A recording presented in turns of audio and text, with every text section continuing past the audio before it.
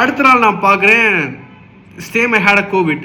அப்போ நான் யோசித்தேன், ஸோ இன்னும் நம்ம உயிரோடு இருக்கோமே, நம்ம இன்னும் உலகத்தை விட்டு போகலையே. அப்போ ஏதோ ஒரு பர்பஸ் நம்ம லைஃப்பில் இருக்குது. Something we have to do for the life. என்னோட வாழ்க்கைக்கு ஏதோ ஒரு அர்த்தம் இருக்குது. நான் வாழ்கிறதுக்கு வந்து ஏதோ ஒரு, இப்போ நான் உயிரோடு இருக்கேன் அப்படின்னா என்னோடய செயல்கள் சில விஷயங்கள் வந்து பெண்டிங்காக இருக்குது.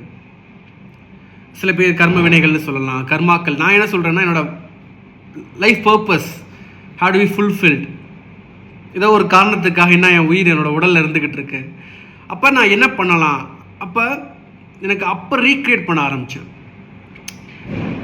At the time I was thinking, okay இப்போது நம்ம ஹெல்த் நல்லா இல்லை, okay I don't have taste, I don't have smell. ஆனால் என்னால் ஃபிசிக்காக பாடியெல்லாம் அசைக்க முடியுது, ஃபுல் பாடி எனக்கு கண்ட்ரோலில் தான் இருக்குது, கண்கள் பார்க்க முடியுது, எனக்கு மூச்சு காற்று இருக்குது, பிளட் ஃப்ளோ நல்லா இருக்குது, ஃபைன். டேப்லெட்ஸ் கொடுத்துட்ருக்காங்க. Why I can make my health better அப்படின்ற ஒரு கொஸ்டின். நல்லா எனர்ஜெட்டிக்காக வச்சுக்கலாம்ல. அப்போ நான் என்ன பண்ணேன், வார்ம் அப் பண்ணுறது, நல்லா வந்துட்டு வாக் போகிறது, லாங் வாக் போகிறது, ஃபோன் போட்டு பேசுகிறது, நல்ல மகிழ்ச்சியான விஷயங்கள் பேசுகிறது, ஆனந்தமாக பேசுகிறது. அண்ட் தென் தம்பிள்ஸ், அப்போ 2-3 தம்பிள்ஸ் வச்சுருந்தேன். அப்போ அந்த மாதிரி தம்பிள்ஸ் எல்லாம் எடுத்து நம்ம வந்து இப்படி பண்ணுறது. ஸோ ஃபிசிக்கலாக என்னை வந்து இன்னும் பெட்டராக வச்சுக்கலாம் அப்படின்ற மாதிரி சில ஆக்டிவிட்டீஸ் பண்ணேன்.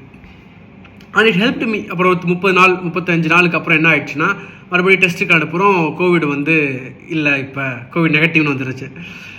ஸோ இந்த கதை முடிஞ்சதுக்கப்புறம் எனக்கு வந்து ஃபிசிக்கலாக ஐ வாஸ் பிகம், அப்புறம் அந்த டேஸ்ட் வந்துருச்சு, ஸ்மெல் வந்துருச்சு, எல்லாமே you know that is recovering stage.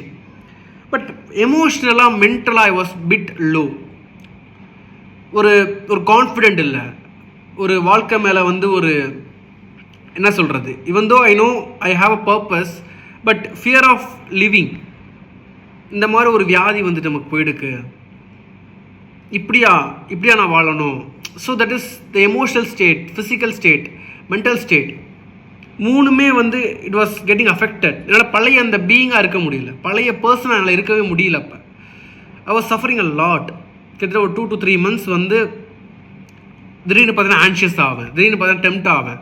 O my God, I get angry, I get frustrated, I get depressed. இந்த மாதிரி அந்த எமோஷன்ஸ் எல்லாம் வந்து எனக்கு எப்படி கண்ட்ரோல் பண்ணுறது, இது கண்ட்ரோல் பண்ணால் நல்லதா கெட்டதா, இல்லை எமோஷன்ஸை வந்து வெளியே we want to vent out on நாட்டா, இதெல்லாம் I had lots of confusion in my mind. Sir அந்த சென்ட் எவ்வளவு சார்? அது கட்டி போச்சு பா. டேய் என்னடா இப்படி வியாபாரம் பண்றீங்க? இது என்ன களவாண்ட ஜாமானா? கூ பண்ணிருக்காங்க.